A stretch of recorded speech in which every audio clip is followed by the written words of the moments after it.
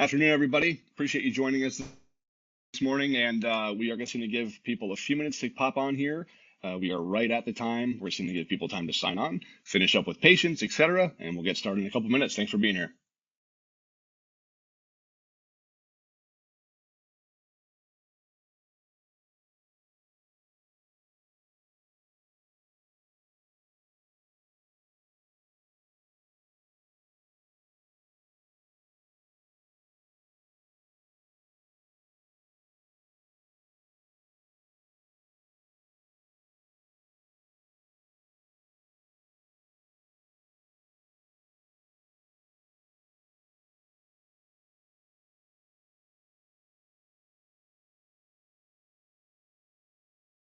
Okay, we've got a good number of people on the webinar, so we'll get started. So good afternoon, everyone. Thanks so much for being with us today. We're so pleased to have you here. So lucky to be working with Dr. Dori Carlson on this webinar. As a former president of the American Optometric Association and the owner of her multi-location practice, Heartland Eye Care, Dr. Carlson has a keen understanding of how culture and a collaborative environment can play a key role in the success of a practice and even how your patients feel being in your office. So with that being said, we're happy to turn it over to Dr. Carlson today. Thank you. Well, welcome everybody. So today I hope to give you some tangible ideas about what you can do to improve the culture in your practices. So without further ado, we'll just get started here. So today's goals, basically, I want you to think about culture and what is it?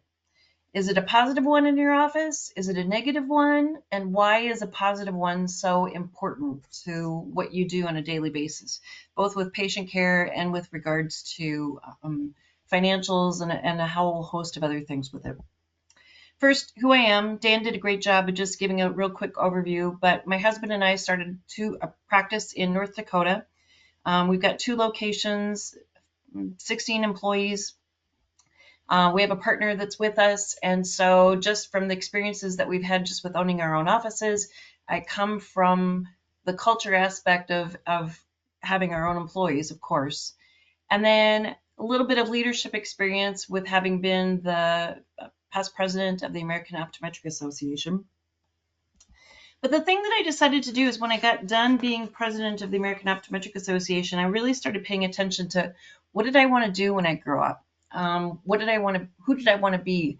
And what gave me the most kind of jazz, if you will, when I got to speak about certain topics. And it was really leadership. And so I went back to school when both of my kids were in college. So we had 3 of us in college at the same time and got my master's in leadership. So I was a 2020 COVID grad with a virtual graduation and all. But what has happened because of that is that I have just really been delving into all aspects of leadership and our practices and practice management. In fact, just a quick glance at my desk here today, I have 10 books that I've got 5 of which I just ordered for projects that I'm working on and research that I'm doing. So I guess I'm trying to be a lifelong learner. So the topic of culture came up actually in a listserv. And so I was part of a listserv, and somebody had made a comment about culture in their office. And in that email, this person said, well, I can tell immediately when I walk into an office if the culture is a good one or a bad one. And I thought, oh, that's interesting. And I think part of being a lifelong learner is just being curious. So when people make comments, it's like, well, why is that? And so I got kind of curious about culture because we always talk about it, right? But what really is it? And in the broad scheme of things, what makes a great culture? What happens when there's a bad culture? Let's delve into this just a little bit. So that's what we're doing today. So good old Merriam-Webster, you look at it in the definition, of course, first of all, what is culture? So a set of shared attitudes, values, goals, practices that characterize an institution or organization. Okay, that could be our offices, right? Institution or organization. It could be the culture of any corporation. It could be the culture of a nonprofit like the American Optometric Association. It could be lots of different things. But for today's purposes, we're talking about our offices. So then I asked some people, so what do you think culture is? And I just kind of started writing down what their ideas were. the vibe of an office. Is it fun? Is it efficient? Caring? Is it chill? Is it the way we do things around here? That's when one person said it. Well, it's just the way we do things around here. And as I was reading these, I'm thinking, okay, I walk into my dentist's office. What's the vibe that I get when I walk into my dentist's office? I walk into, any other offices, a different eye care practice. I walk into a hair salon. What's the culture of any of these places? And it just kind of made me start thinking about it. Somebody else said it's about the attitude of the office. And some of these are really kind of intangible things. Attitude, like what is attitude? Someone actually said this, and so this is verbatim. On the surface, it's the personality of the practice, which is driven and influenced by the people that work there. But really, on a deeper dive, it's the contagiousness of the leader. And I loved that when I saw this about being contagious. Attitudes are contagious, bad attitudes as well as good ones. And so leaders who are positive, optimistic, have an internal locus of control, problem solvers, have some emotional intelligence, are the most successful and ultimately attract the right people. I think that is a great definition of culture and about the contagiousness of that leader. And, in a day that I listen to people talk about attracting and retaining employees, which I think is one of the biggest things for so many places. But I really think it's about what the culture is of our practices is whether or not it's going to be telling about how well we attract and maintain our people. So what are some negative culture traits? And if we were in person, I would call on people in the room and I'd say, okay, give me some negative culture traits. But we don't have the luxury of doing that today and having that conversation. So I'm just going to throw some of them out. Turnover. Somebody's constantly turning over. There's constantly some new people going in and out of the office. A toxic work environment. Absenteeism. People just don't show up. That's a negative culture thing, or a reflection of a negative culture. Tardiness, for certain. Office gossip. All of these things are all like characteristics that you can think about that are part of that negative culture. But why should we talk about culture, and why is it important other than just being happy and retaining our employees? I love Forbes, and I subscribe to Forbes and get a daily email from them. And this is an exact quote out of a 2021 article. Employees expect a lot from their companies that they work for, and those expectations are closely tied to their values. When employers deliver on those expectations, they see more loyal and productive employees, which is pretty great, which in turn improves business outcomes and propels the company. And according to Forbes, companies with strong cultures have seen a 4 times increase in revenue growth. Think about that, 4 times increase in revenue growth. And so if you're looking for a really great way to grow your practice and its revenue, having a great culture can be a lot to add to the bottom line. And never forget that we build people, they in turn build our businesses. It's not us building our businesses first. It's our people that build our businesses. So how do we build a positive culture? And that's exactly what we're going to talk about today. And so we're kind of go through some of this, and I'll share with you some tips, ideas, things that I've read, things that I've researched, and hopefully you'll have some take-homes from today. Great book. Super easy read. 28 simple little ways to change and strengthen the culture in your office. I highly recommend it. And it, like I said, it is a super easy thing that you can just kind of page through and get some great ideas. But I spent some time with this book. This book by Daniel Coyle is called The Culture Code. And what he did is he spent 4 years researching different groups. Pixar was one of them. A Navy SEAL team was one of them. The Spurs basketball team. Google. There's a jewelry thief group. I think they're in Asia. They call themselves the Pink Panther. So, he really went out and granted, like that just kind of boggles my mind that there's jewelry thieves that are considered to be successful with cultures. But be that as it may, Daniel Coyle spent some time interviewing all these people and interviewing these teams and really researching them, and kind of came down to what makes these really different groups so successful, and what is it about their culture that was the idea or the trick that made it so different. 3 behaviors: building safety, sharing vulnerability, and establishing purpose. Out of all of his research, he could distill it down into 3 behaviors. So I'm going to give you some tips. They're all going to reflect back to those 3 behaviors of purpose, safety, and vulnerability. And they're really not, they don't have to be elaborate ideas, really. Doesn't have to be rocket science, and this is not rocket science. And I also threw in electrical engineering because my son is an electrical engineer, and every time he starts talking to me about it, he loses me. So I'm going to throw that right up there with rocket science. But it does have to be sincere. Like, you really have to be sincere about this, because you can't just kind of do a half-hearted attempt with this. You have to be committed, because the worst thing that can ever happen is that if you start trying to do some of these tips and you're really not sincere about it, you're going to come off as being phony, and that's going to be even worse than having a negative culture, probably. So be sincere, be committed, and I'm not going to give you anything that's just, way out there that you haven't heard before, but hopefully I make you think about it a little differently. So number 1, have a mission statement. How many of you have a mission statement? This is really your why. This is your purpose, okay? So studies that were done of 650 companies, only 2% of the employees could remember what the mission statement of their company was.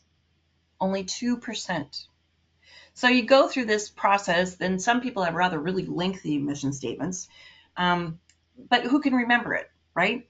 So the idea is shorten it, say it again, say it again, say it again, and say it again. If you do staff meetings, start every staff meeting with your mission statement. Post it in the bathroom. We've done that. We actually had our mission statement, we shortened ours, and we actually had it framed and put in the bathroom. We put it in the staff bathroom as well as our guest bathroom. So our mission statement was out there readily available so that everybody could speak to what our purpose was. And I was doing some research, and I love some of these companies that we really know well. Starbucks, 1 person, 1 cup, 1 neighborhood at a time. How cool is that? JetBlue, now that's an airline company, and they want to inspire humanity in the air and on the ground. Kind of an interesting. I love Tesla's transition to sustainable energy and accelerate. I love that word in Tesla's mission statement. TED Talks, spread ideas, foster community, create impact. And Life is Good, who doesn't love the Life is Good t-shirts and all their paraphernalia? And they're just trying to spread the power of optimism. And Patagonia is, to save their home planet.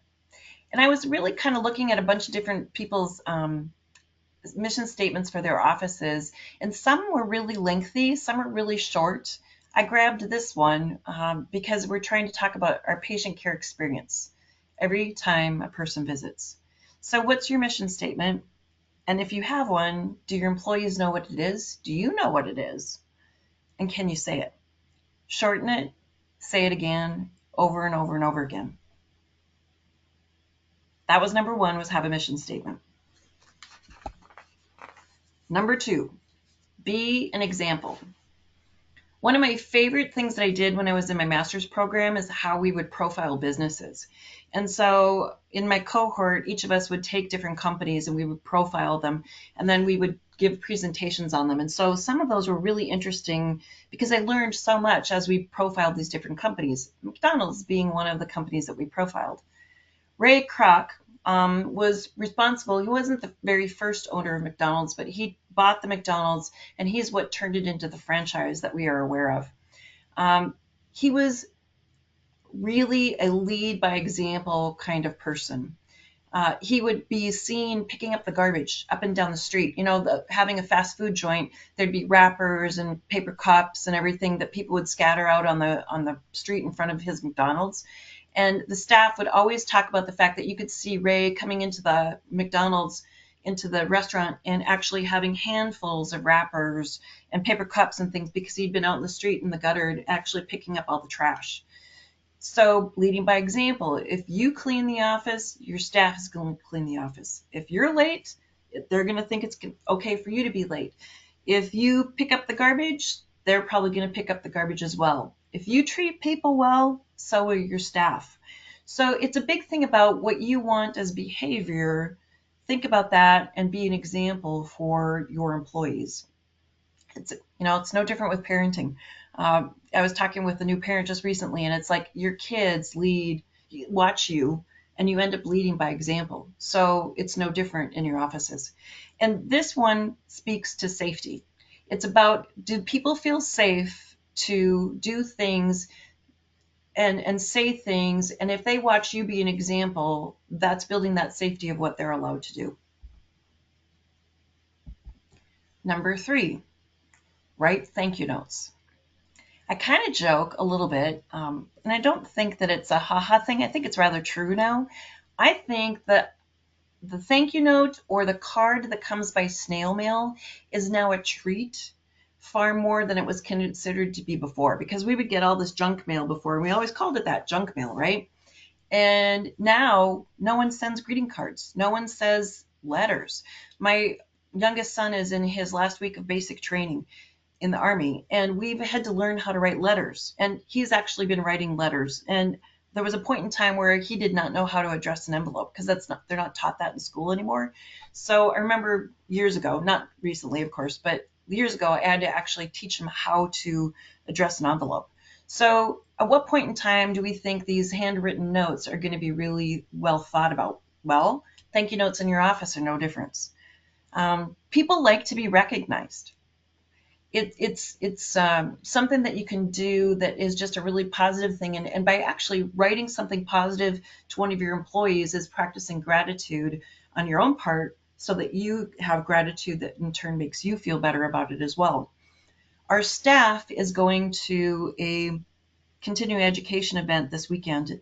And yes, we're paying them their regular wages for the weekend, plus covering their costs.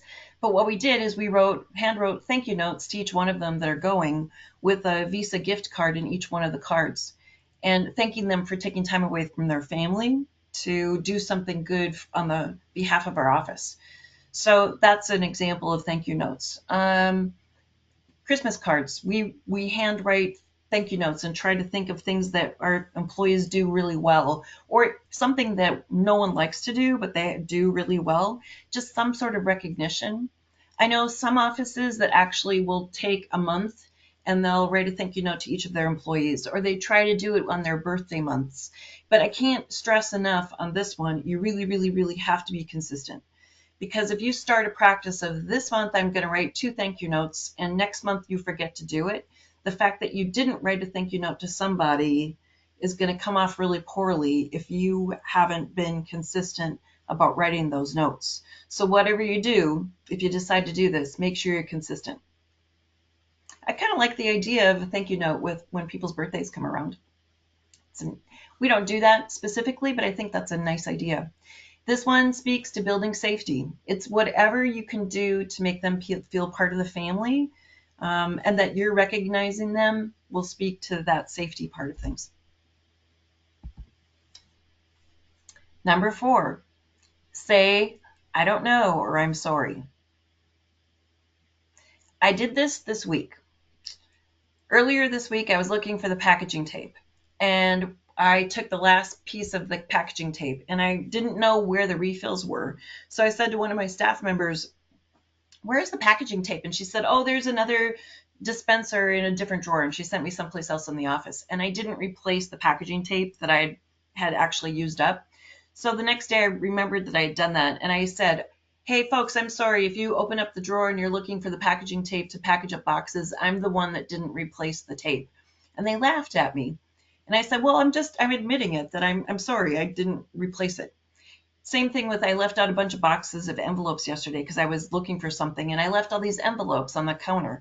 And later on, I'm driving home and I thought, I didn't put those away. So I sent a text message to my staff who was there and I said, I'm sorry, I didn't put those boxes of envelopes away, or at least I don't remember it. And so they were laughing at me again and said, it's okay, we got you. You don't do that very often, so it's okay. But the part of it is it shares vulnerability. It shares the fact that I'm part of the team, that I was sorry that I didn't pick up after myself.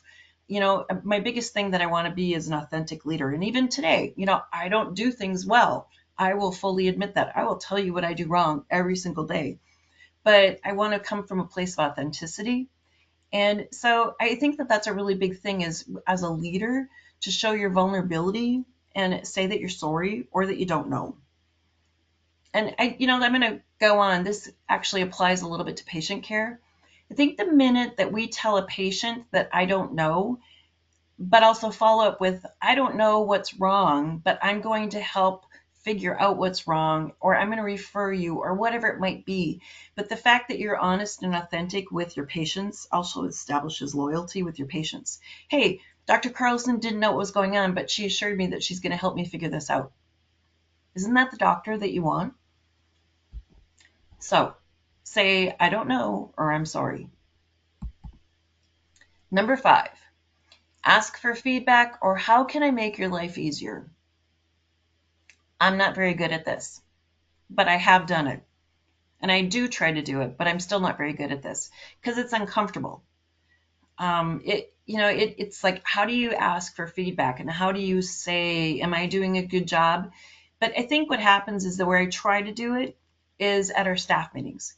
And when we talk about patient flow, or whatever the context of it is I will often say, is there something I can do better that would make your life easier? And that's where we usually talk about it the most, or where I bring it up, is in our staff meetings. But it sends a message that we're all on the same team and that we're trying to have everybody succeed. And it shows my vulnerability as a leader. And I remember one time, the gal that does billing for us, she was so stressed out. And finally I said, what can I do to help you? Because you seem really stressed.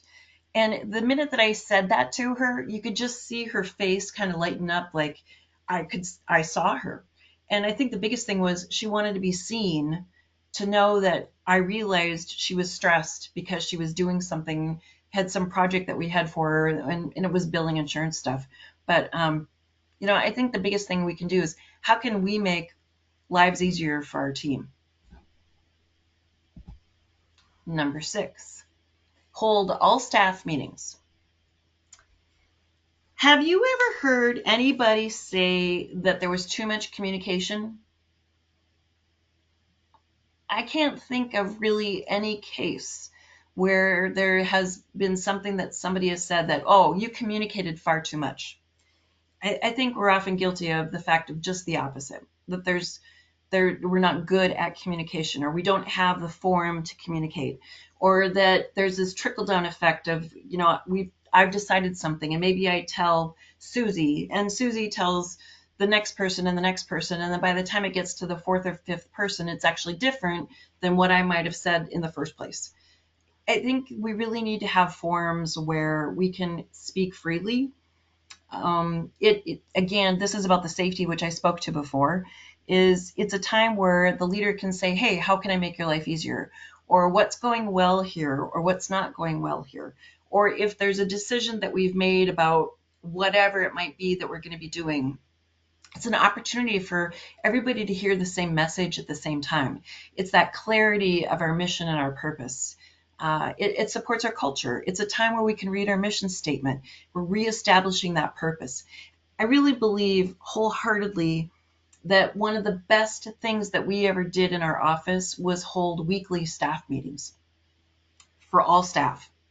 And sometimes it's both offices together. Sometimes it's each office by itself. More than not, it's each office by itself.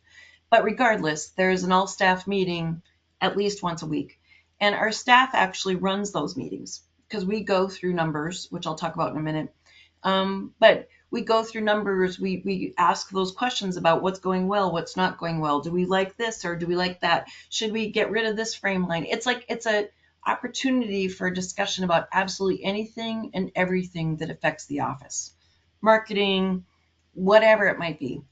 And we really struggled for a while. We tried it in a lot of different places. We tried it at the end of the day. Well, there was always interruptions, or we were running late, or something happened, so that never happened. Then we tried doing it over lunch. And same thing, the morning bled into the lunch, and so it was never a great time, or there was interruptions, and we don't close our office for lunch. So the phone was still ringing, or people were still walking in. So even though we were trying to have this meeting, there was all these interruptions.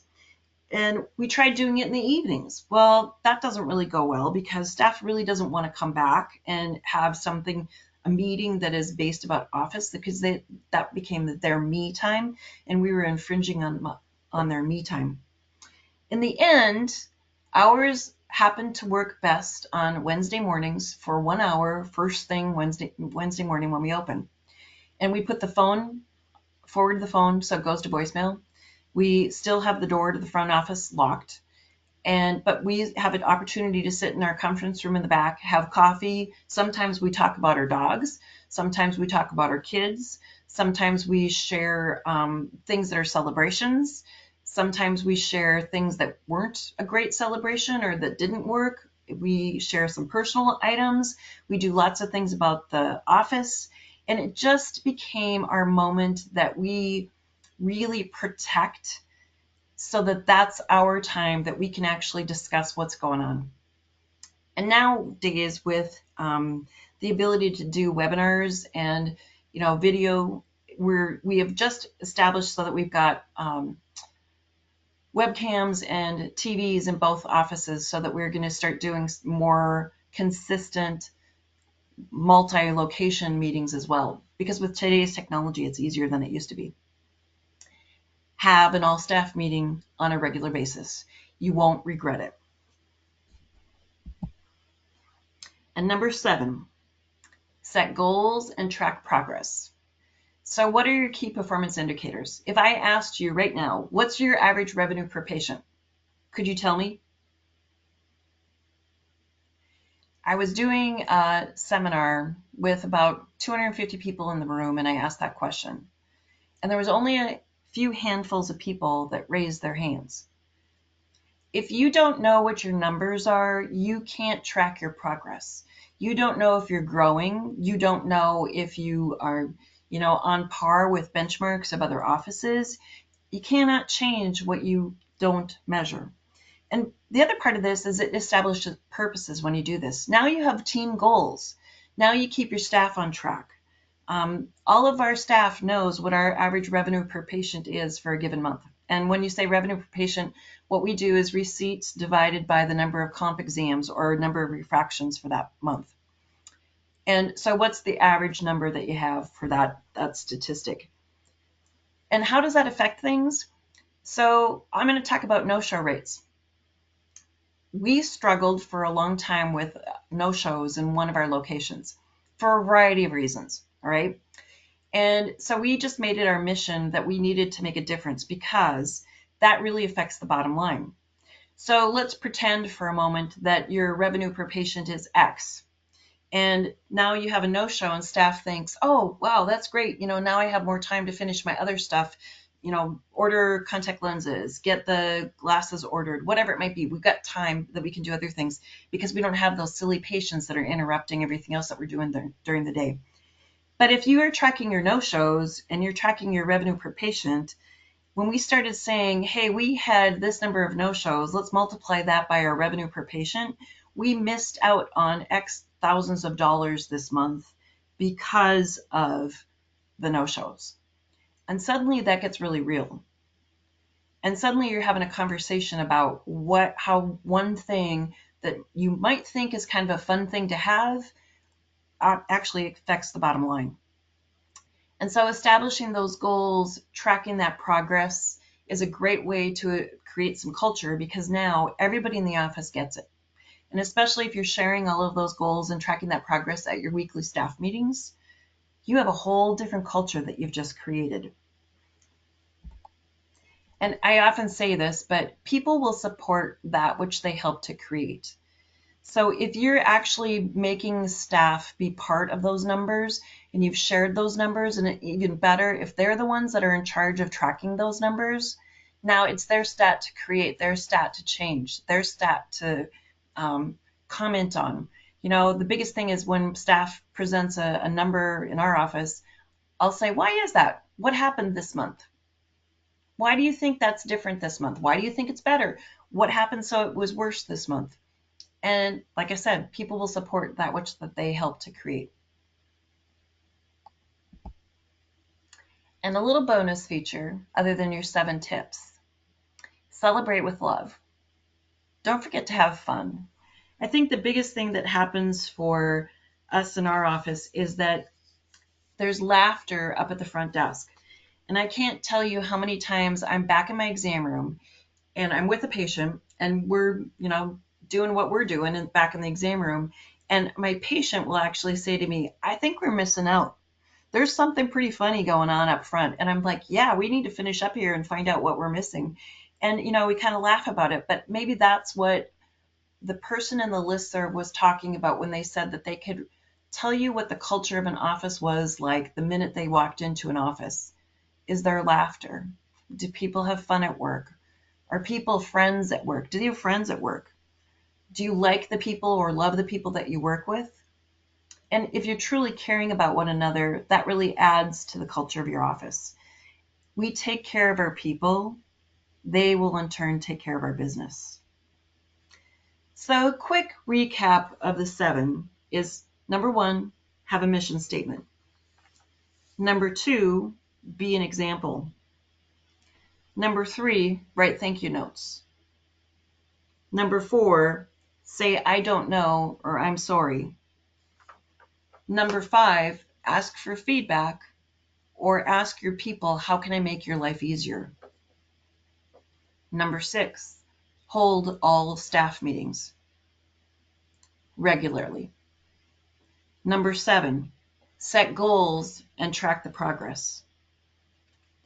And your bonus is to celebrate with love. So Daniel Coyle's book had 3 behaviors about building safety, sharing vulnerability, establishing purpose. He spent 4 years researching all those different groups so that he could give us these 3 little nuggets. And so in your office, do people feel safe that they can say something? Do you share your vulnerability so that they in turn feel safe to share theirs? And have you established a purpose? Because there's some other statistics that show, and I can't remember them off the top of my head, but millennials in particular are more apt to work in a place that has purpose. And it really makes a difference when you're talking about retaining your employees. So a positive culture is really that contagiousness of the leader. And it really does start at the top. If that leader isn't doing anything with the culture, then it's probably not going to be a real effective one. But when leaders are committed and make a positive culture, and they realize how it affects their bottom line, the business will succeed because of the employees. Again, we build people, we don't build businesses. We build the people that then in turn build our businesses. And I really love Simon Sinek. I subscribe to and have taken some of his classes. And this just popped up in my email yesterday. Building a strong culture is what builds a strong organization. And I think if you think about some of these things that we just discussed today, I think that's very true, especially if you look at the Forbes article about 4 times revenue with a great culture. And as I said before, none of this is rocket science. None of this is electrical engineering, but your culture is your brand. And if you think of it that way and how it affects your people and your business, it will do you well to make sure that you have a positive culture in your office. And so with that, I will turn it back to you. Dr. Carlson, thanks so much for providing those tips. Office culture can be felt not only by staff, but by patients as well. And, happy staff create happy patients, and a strong culture can foster collaboration and efficiency within an office. So, real quick, couple questions that have come through. Just wanted to cap on it. This will be sent out as a recorded webinar. Anyone who has registered, you will get this as a recording to your email. So we appreciate it. But as a long-time EHR user, Dr. Carlson, this is going to be kind of old information for you. But I'm happy to have Caitlin Kinline here with us, who's going to talk about something that likely impacts every one of you here today. Your office software can really define your staff's ability to collaborate, make important decisions, and improve the patient experience. And Caitlin, I'll turn it over to you to talk about how Revolution EHR can change the way your practice operates. Thanks, Dan. Thanks, Dr. Carlson. That was great. So I'm just going to jump into things, and I'm going to piggyback off of what Dr. Carlson said. She said, how can we make our lives better for our team? And this sentiment also applies to your EHR and practice management software. I worked with Revolution in practice myself for quite a while. I've been with Revolution for a long time. And talking to practices, what I see really, it's the little things that eat up your time. I hear, I spend a lot of time doing recalls or printing out statements.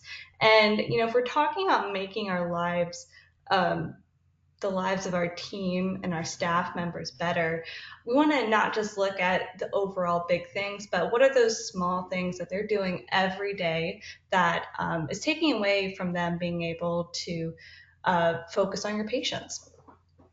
So the first thing I want to talk about here is, fostering good communication between your staff members.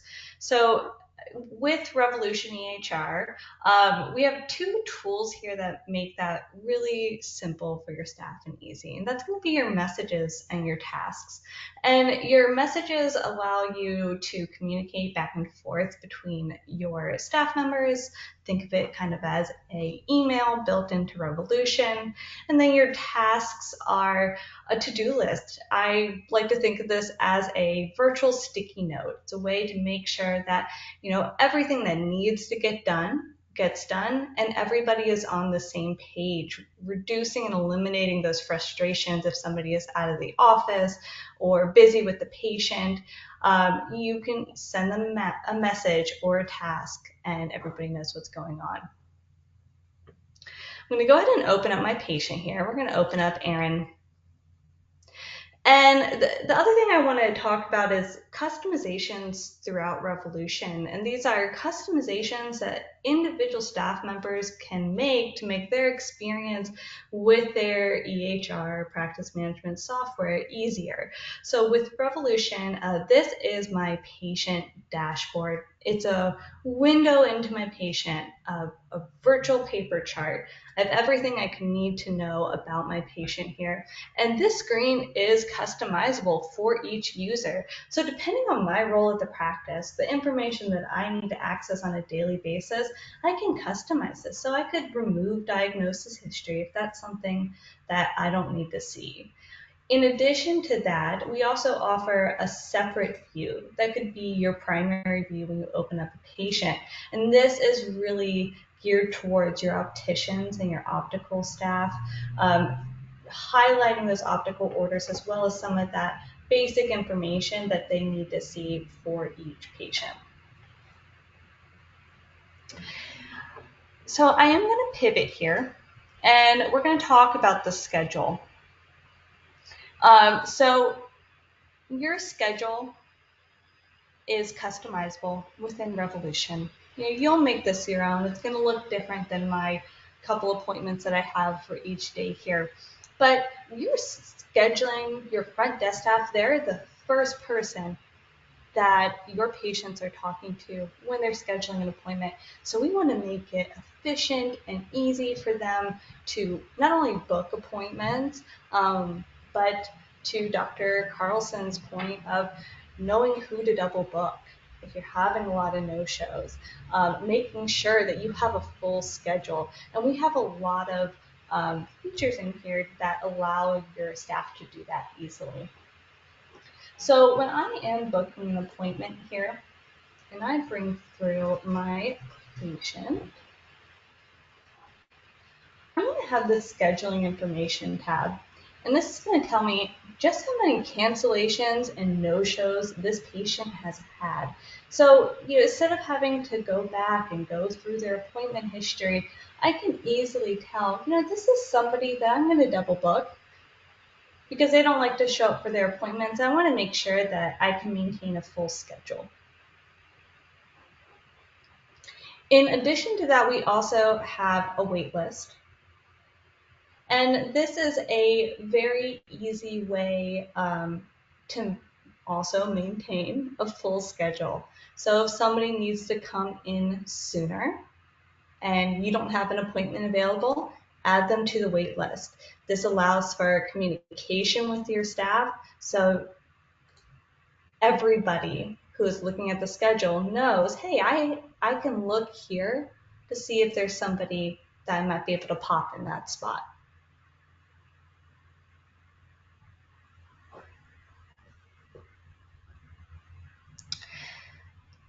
And the last thing that I really want to focus on here also brings back to Dr. Carlson's presentation is your reporting. Your reporting is one of the backbones of your practices. It is a huge benefit to having an EHR and practice management software is that you are able to easily track pretty much anything at your practice, from your inventory sales to how many patients are no-showing. And we have tons of reporting built here into Revolution. You can also create your own custom reports, but I'm going to just briefly point out to you here running a no-show report. So again, we want to make it really easy for you to understand how many no-shows you're actually having. And I can come in here and filter right down to that information.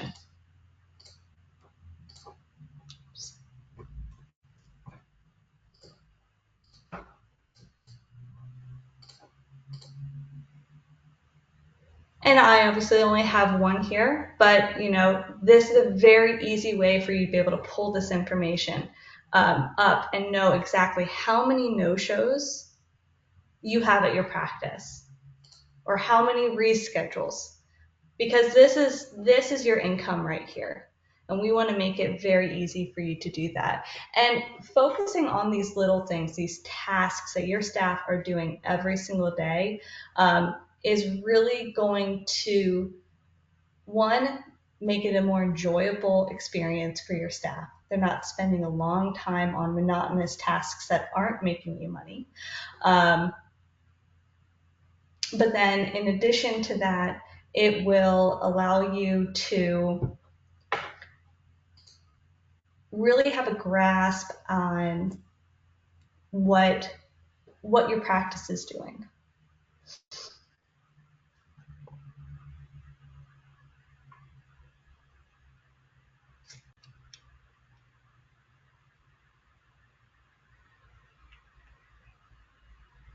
And Dan, that's all I have for right now. Okay. Was there any questions? Yeah, that's great. Yeah, thanks so much for that run through, Caitlin. We're so dependent on technology these days, and patients have high expectations, so it's really critical to have a super flexible platform that allows you to be really efficient and give the patients a really great experience. So we did have a couple questions that came through. If you have any questions, this is a great time to put those in the chat. But a couple questions came through. One for Dr. Carlson. What do you think is the best thing you've implemented in your own practices to drive better culture? Well, I think it's sincerity and just treating people like family. And, all these things that we've done, can I single it down to one thing? I'll go back to our staff meetings. I mean, I really think that those have been a place where everybody hears our mission statement. They know what we believe in. They know because just conversations, because it gives us the time to just visit and get to know each other. Because you can't just go up to the front desk and start, getting to know somebody because they sit up at the front desk. It's an uninterrupted time where we can share our philosophy of patient care. Sometimes it's about patient education. Sometimes it's about what I say to people in the exam room. That's a great one that I do. Like, okay, well, I say this to staff, or excuse me, to my patients. Should I be saying it differently to make it easier for you up front? I think if I had to pick one thing, it's having a regular staff meeting. That's great. Thanks for that. One question came through for Caitlin. Can the software be customized at all? Yes, Revolution is very customizable. I touched on a couple points with the schedule and this main patient dashboard, but to elaborate on that, you can customize your reports, you can customize your exams, and really, we have practices that use us from smaller private practices to people who have, you know, 5, 6+ locations, 50 locations. And so Revolution is very customizable for every single one of those clinics. You can. Can I add to Oh, that? sorry. Yeah. There are so from the standpoint of the doctor, okay, there are so many tests that are loaded into the library of tests that if you have a VT practice, the other day I was looking for Perks 3-step, some bizarre test that we don't do very often. It was in there. So we have our templates that we have all the time for our office visits, for our comp exams, for our glaucoma follow-ups. We've got those templates, but you can add things even on the fly. So I just think it's extremely customizable. And if you don't like it, you can change it. And the next time you open up that template, you've changed it. You don't have to wait, for months or whatever before it takes effect. It's extremely customizable. That's I great. couldn't Appreciate have said it both better of you weighing myself. in there. Yeah, you guys, thanks for both weighing in there. One other question that came through for you, Caitlin. Can you show some examples of how the medical orders are used? I think I want a little bit of clarification on that question, on Yeah, maybe the optical medical order orders. section, possibly. So, optical orders are up here at the top. And I was an optician, so I loved this dashboard. It tells you every single order at your practice, from a new order that was just created all the way to received and verified, meaning it's back at your practice, it's ready for that patient to pick up. And it's very easy place to just be able to come in here and know what's going on with your orders, what's been sitting out too long. And we also have so many direct ordering integrations for different vendors like ABB, WBA, OGP. We work with VisionWeb for most labs in the country. So there's just a lot you can do here to streamline ordering for your staff. So again, they can focus on their patients and not the monotonous tasks at your practice. That's awesome. Well, thanks so much for that, Caitlin. And again, thanks you all for coming today. Huge thanks to Dr. Carlson and Caitlin for being here. Please keep an eye out. We do these webinars a lot. We're thrilled to pass on some great information to you to help you run a really smooth practice and create a really great patient experience. So thanks again. You have a great rest of your day, and you will all receive a recording of this webinar as well to your email. So again, we appreciate you being here. Thanks so much. Bye-bye.